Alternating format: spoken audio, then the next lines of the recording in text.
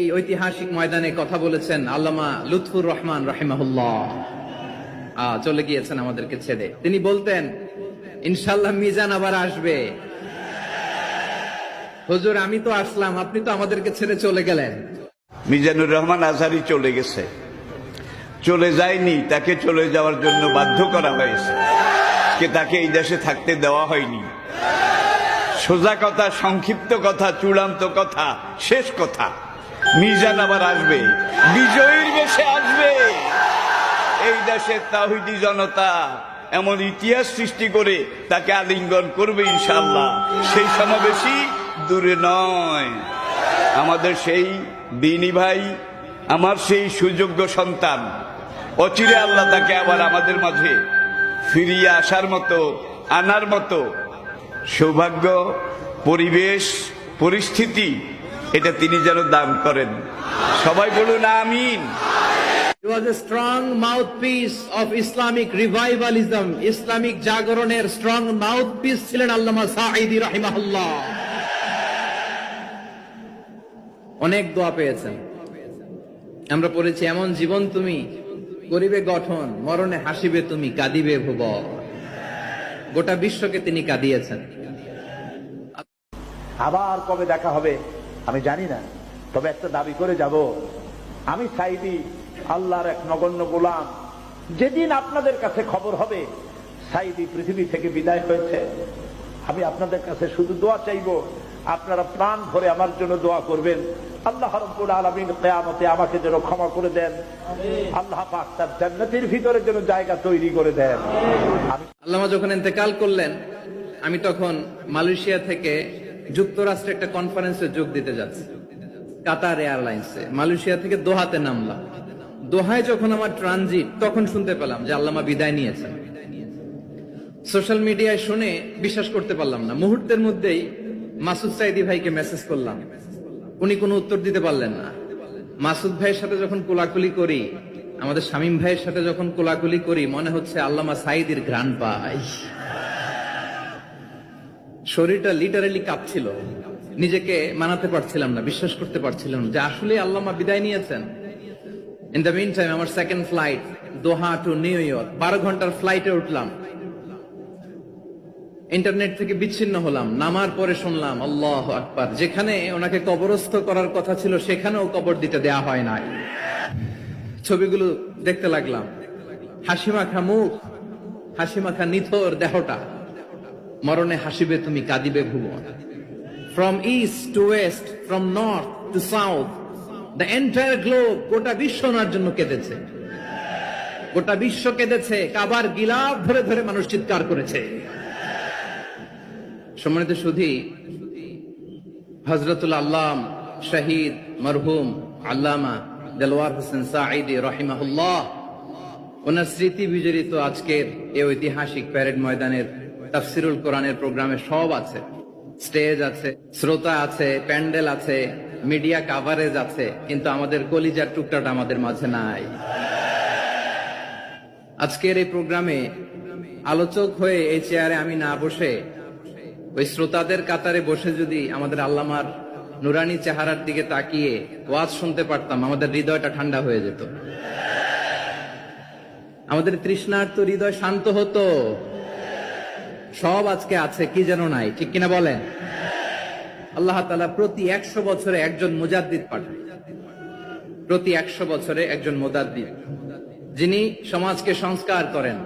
আল্লামা দেলওয়ার হোসেন সাঈদী রাহিমাহুল্লাহ ছিলেন তেমন একজন মুজাদ্দিদ। চিৎকার করে বলেন ঠিক কিনা?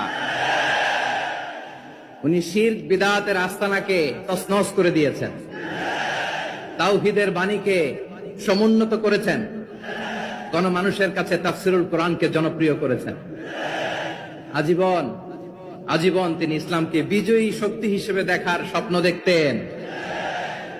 এত প্রাঞ্জল ভাষা, এত চমৎকার আধুনিক প্রেজেন্টেশন, গণমানুষের কাছে কোরআনের তাফসিরকে এভাবে জনপ্রিয় করে তোলার মতো ব্যক্তিত্ব আল্লামা সাঈদী ছাড়া দ্বিতীয় কেউ এই বাংলার ভূখণ্ডে নাই।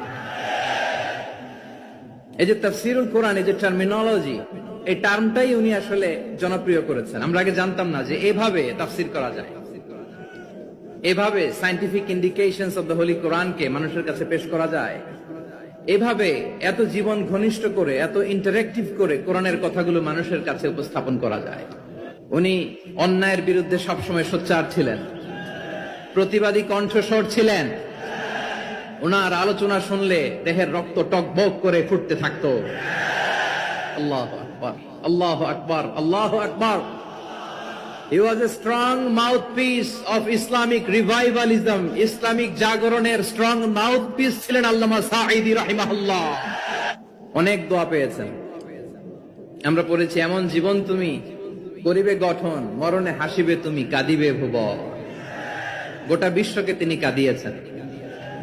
আল্লামা যখন ইন্তেকাল করলেন, আমি তখন মালয়েশিয়া থেকে যুক্তরাষ্ট্রে একটা কনফারেন্সে যোগ দিতে যাচ্ছি, কাতার এয়ারলাইন্সে। মালয়েশিয়া থেকে দোহাতে নামলাম। দোহায় যখন আমার ট্রানজিট, তখন শুনতে পেলাম যে আল্লামা বিদায় নিয়েছেন। সোশ্যাল মিডিয়ায় শুনে বিশ্বাস করতে পারলাম না। মুহূর্তের মধ্যেই মাসুদ সাইদি ভাইকে মেসেজ করলাম, উনি কোনো উত্তর দিতে পারলেন না। মাসুদ ভাইয়ের সাথে যখন কোলাকুলি করি, আমাদের শামীম ভাইয়ের সাথে যখন কোলাকুলি করি, মনে হচ্ছে আল্লামা সাইদির ঘ্রাণ পাই। শরীরটা লিটারালি কাঁপছিল, নিজেকে মানাতে পারছিলাম না, বিশ্বাস করতে পারছিলাম যে আসলে আল্লামা বিদায় নিয়েছেন। ইন দ্য মিন টাইম আমার সেকেন্ড ফ্লাইট দোহা টু নিউ ইয়র্ক, 12 ঘন্টার ফ্লাইটে উঠলাম। ইন্টারনেট থেকে বিচ্ছিন্ন হলাম। নামার পরে শুনলাম আল্লাহু আকবার, যেখানে ওনাকে কবরস্থ করার কথা ছিল সেখানেও কবর দিতে দেয়া হয় নাই। ছবিগুলো দেখতে লাগলাম, হাসিমাখা মুখ, হাসিমাখা নিথর দেহটা, মরণে হাসিবে তুমি, কাঁদিবে ভুবন। From east to west, from north to south, the entire globe, গোটা বিশ্ব ওনার জন্য কেঁদেছে। গোটা বিশ্ব কেঁদেছে, কাবার গিলাফ ধরে ধরে মানুষ চিৎকার করেছে। এর চেয়ে শ্রেষ্ঠ মৃত্যুকার হতে পারে? আমাদের আল্লামার আর কি পাওয়ার ছিল বলেন? আর কি পাওয়ার ছিল? কুল্লু নাফসিন যায়িকাতুল মাউত, যারাই দুনিয়াতে আসবে তারা ইন্তেকাল করবে, এটা আমরা মেনে নেই, এটা আমরা জানি। কিন্তু অবাক করা বিষয় হচ্ছে, আমরা আজও জানি না আমাদের আল্লামার মৃত্যু কি স্বাভাবিক হয়েছে নাকি এটা পরিকল্পিত মেডিকেল কিলিং ছিল। এটা যে পরিকল্পিত মেডিকেল কিলিং ছিল, এটা ধারণা করার পেছনে অনেক কারণ আছে।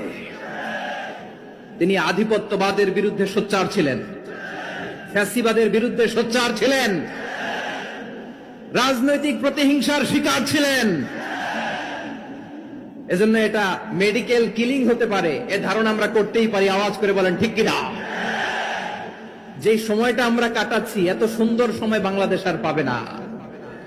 আমাদের জন্মের পর থেকে এরকম চমৎকার সময় আমরা পাই নাই। এটাই আসল সময়। আমরা ইন্টারিম গভর্নমেন্টের কাছে দাবি জানাই, উচ্চতর তদন্ত কমিটি করে এটা কি হত্যাকাণ্ড ছিল নাকি স্বাভাবিক মৃত্যু ছিল, এই রিপোর্ট গণমানুষের কাছে প্রচার করে জানাতে হবে। এই দাবির সাথে কি সবাই আপনারা একমত? কারা কারা একমত হাত তুলে দেখান।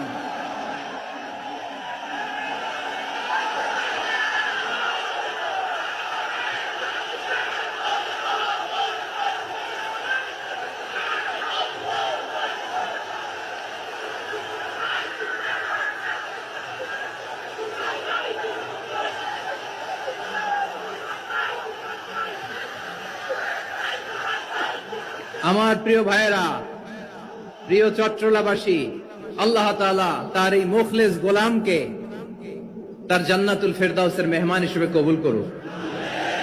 তার জীবনের সকল খেদমাগুলোকে কবুল করুক।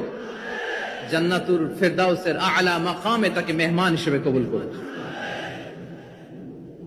আল্লামা শহীদ দেলোয়ার হোসেন সাঈদী রাহিমাহুল্লাহ, উনি ছাড়াও এই ঐতিহাসিক ময়দানে কথা বলেছেন আল্লামা লুৎফুর রহমান রাহিমাহুল্লাহ। চলে গিয়েছেন আমাদেরকে ছেড়ে। তিনি বলতেন, ইনশাআল্লাহ মিজান আবার আসবে। হুজুর, আমি তো আসলাম, আপনি তো আমাদেরকে ছেড়ে চলে গেলেন। আল্লাহু আকবার, আল্লাহু আকবার, আল্লাহু আকবার। গলায় কোনো সুর ছিল না, সুর দিয়ে কথা বলতেন না, কিন্তু এত চমৎকার